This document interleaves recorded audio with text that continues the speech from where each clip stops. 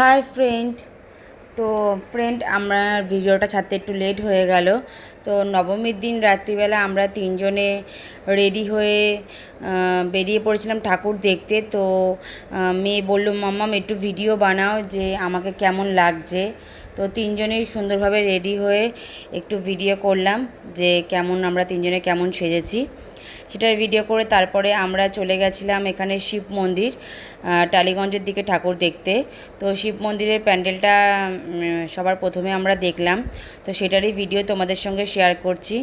তো ফ্রেন্ডস, তোমাদের যদি আমাদের এই ভিডিওটা ভালো লেগে থাকে তাহলে অবশ্যই আমার চ্যানেলটাকে সাবস্ক্রাইব করে দেবে আর কমেন্ট করে জানাবে তোমাদের কেমন লাগলো, আর আমার মেয়েকে এই ড্রেসটা পরে কেমন লাগছে সেটা কিন্তু অবশ্যই কমেন্ট করে জানাবে।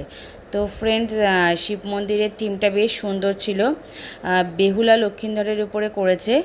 তো এখানে এন্ট্রি করার পর এখানে শিব মন্দির খুব সুন্দরভাবে কালারফুলভাবে লেখা ছিল। তো মেয়ে বললো, এখানে মাম্মা আমাকে একটুখানি ফটো তোলো। তো এখানে মেয়ের একটুখানি ফটো তুললাম, তোলার পরে পুরো প্যান্ডেলটা আমি একটু ভিডিও করছিলাম, আর বেশ সুন্দর লাগছিল। আর আমরা তখন এন্ট্রি করেছিলাম, তখন বাজে 10:45। তো সেই সময় মোটামুটি একটু ভিড় ছিল, তারপরে আস্তে আস্তে ভিড়টা বাড়তে থাকে।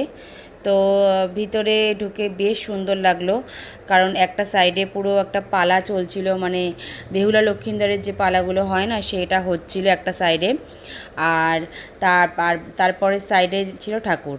তো ওখান থেকে শুরু করে তো প্যান্ডেলটার এন্ট্রি করলাম। তো ভিতরের দিকে দেখলাম যে ওপর দিকটা খুব সুন্দর করে একটা কাপড়ের মধ্যে সুতো সুতো দিয়ে আর কি লেখা ছিল। তো লেখাটা আর ভালোভাবে আমি সেরকমভাবে ভিডিওটা করতে পারিনি, কারণ একটু ভিড় হয়ে গেছিলো। আর যে ভলেন্টিয়ারটা দাঁড়িয়ে ছিল আমাদের বারবার বলছিল সামনের দিকে এগিয়ে যেতে, যতটা পেরেছি ততটা করার চেষ্টা করেছি। আর ভিতরে গিয়ে দেখলাম খুব সুন্দর করেছে ভিতরটা, আর এই মাটির হাঁড়ি দিয়ে খুব সুন্দর একটা মানে একটা কলকা টাইপের করেছে, বেশ ভালো লাগছিল। আর মায়ের মূর্তিটা বেশ সুন্দর হয়েছিল। তো ফ্রেন্ডস, তোমাদের যদি আমার এই ভিডিওটা ভালো লেগে থাকে অবশ্যই আমার চ্যানেলটাকে সাবস্ক্রাইব করে দেবে, আর আমাদের তিনজনকে সেজে কেমন লাগছে সেটাও কিন্তু কমেন্ট করে জানাবে। তো ভিডিওটা দেখো, তোমাদের ভালো লাগবে।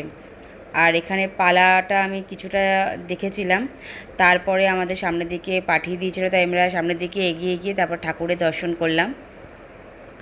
এখানে ঠাকুর দর্শন করে বেশিক্ষণ আর দাঁড়াতে দেয়নি, তারপরে আমরা ওখানে ঠাকুর ভালোভাবে দর্শন করে নিলাম, করার পরে আমরা সামনে পিছনের গেট দিয়ে আমরা বেরিয়ে গেলাম। তো ফ্রেন্ডস, ভালো লাগলে অবশ্যই কিন্তু সাবস্ক্রাইব করে দেবে।